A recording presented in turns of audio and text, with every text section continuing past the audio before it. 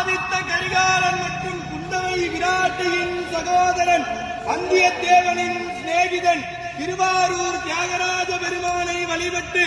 அபயகுலசேகரன் எனும் பெயர் பெற்றவர். தெற்கே இலங்கை வரை சோழர்கள் நிலையாக விரிவு செய்தவர். தெய்வீகமான சொல்லாற்றும் நீதிமானாக இருந்து